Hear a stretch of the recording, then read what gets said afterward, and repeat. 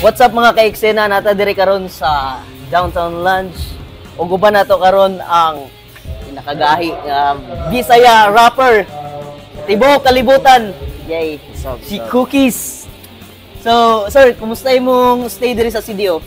Kiran, lako-lako ko Boulevard ganyan kadlawon. Ade tuyok-tuyok ka dito sa kan ba? Sa Sanding. Workout sa KO Knockout Boxing Gym. Okay. Boxing re.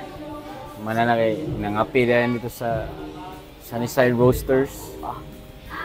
Ato dai Centrio Mall. Gabi. Na ta diri detail sound check nya unyang gabi. Tukarta so sulit gid kayo ang laag. Oo. Ikapila na nimo nga balik diri, sir? Sa detail? Dili sa Cagayan. Kadagan na eh. Kadagan na. Last time na dumduman ako nag-perform ka dito sa ano? Itong Forest bitaw? Forest Cafe. Oh, Forest Cafe. Oh. Wala naman. No forest naman no. Wala lagi. Sir, pwede nimo ma-share sa amo gamay lang ang giunsa pag ang story ni Job giunsa niya pagkabutang naimong pagka-cookies. Sa una, nisod ko sa music, drummer ta sa Youth for Christ na community. Ay ako ang late dad Couples for Christ na director sa Ormoc City. Nya ang namalit siya og music instruments para sa community niya dito gibutang sa balay. Unay kayo. Dito tayo nakato ng drums. Nya pagkato na tong drums, automatic na yung banda. Banda yun. Mga na community, nasud ta sa banda na community. Balhin Cebu. Naka-banda, shuffle to drop decay. Nasud sa band scene sa Cebu. And larga og Atlanta. Na dito ang nakabanda pa din ko dito og metal. I Killed the Cat. Ang pangalan niya, Nahimong Beliefs.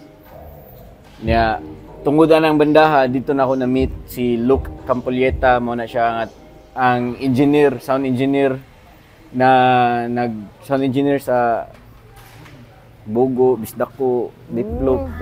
Diha nagsugod sa tanan. So dito sa Atlanta mo nagkuan? So dito ni-decide ko na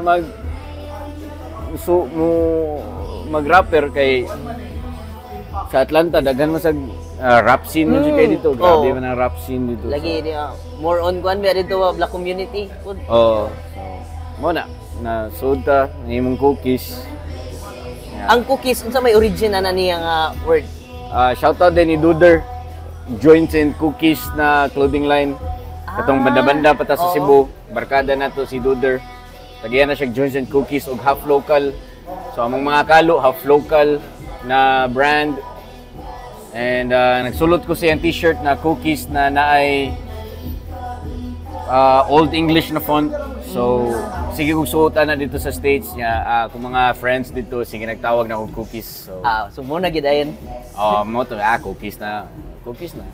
Sabi, giyon sa nimong transition, sir, gikan sa, ako kaya, sa banda mangyapon ko, gikan sa metal, lahi ba kayo nag-genre, giyon sa nimong transition paghimong pagbutang sa hip-hop, wa ba ka naglisod o daan sa imo daan? Kung drummer ka, dapat na-adjud kay groove ba? Yeah. And hip-hop, groove na daan, bounce na ng vibe na, so wala ta naglisod na dapita. So, karon sa imong pagka-rapper, sir, nakatry na ba kang nag-rap ka, imong mga kanta, pero full band ang... Bago lang yun. Ormoc. Pag Ormoc. So shout out nila Mimit. Actually, si Mimit, mo na yung nagtulo ng drums katong sa YFC days pa, Youth for Christ. Nya karon kung na mga dagko na gigs, siya ang ato ang sound engineer. Okay. Mo to sa Ormoc, gisuwayan, first time dito. Last week. Last week pagid. Usually magud sa kanang mga dagko nga kuan ba sa mga show sa lugar sa Manila or sa kuan kay bisag mga hip hop nga kanta full band gyud na. So andita sa imong bag-o gi-release nga album sa katong Life of Abay. Unsa story ng Life of Abay? Naka-decide ko na may album kay bago ra April pa na naman o February of this year. Kay naabot ko sa point sa sa life na wa ko kibawon sa akong buhaton. Nya buyag-buyag, pasalamat ta na natay mga gig. Nya natay mga gipambuhat na kanang inline sa music. Nya na abot man sa point na nakaana ko na mo na ni. Ano ba? Mo na ni. Ano ba? Pabay taas ani o mo na ni. Dili sad. Nga mura sa kung nakampante nga may ba? Na mura ko okay. Mo na ni. Nya. Kontento na ka. Orag na comfortable ka may ba? Niya mo to, nagsige ko gunawon na sa may kuwang na. Oo, di no ko hindi ko album.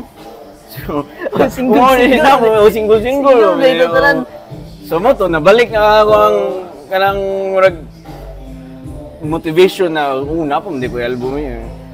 Napam di ko himuunon na album. So, nako'y mga kanta na nako'y upat ka buhok na karaan na ng mga kanta, ako ragi compile. Dito raga sugod tanan niya unsa man akong album sige sakto na namtayan ning upat ka kanta ato na lang ning dugangan para ma-connect ra tanan ba. So, pero ang kwan ba, ang transition ba kay gikan sa pagsikat nimo katong mga isog kay nga cookies.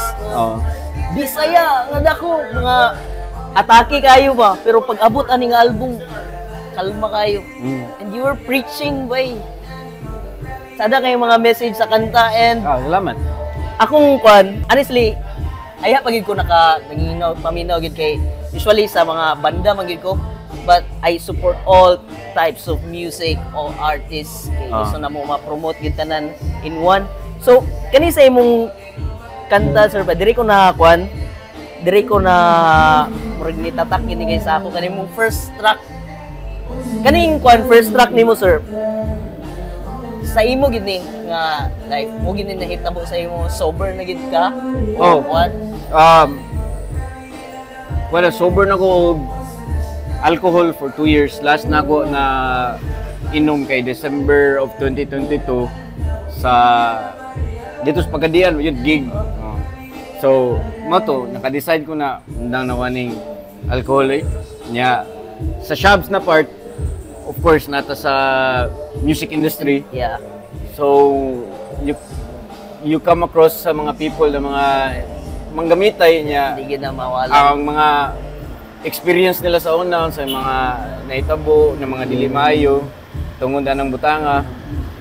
And, diharap ko na ako inspiration na kanang sa ako ang park, di na ko mainom. Na po yung mga friends na ko na niundang po daw shops.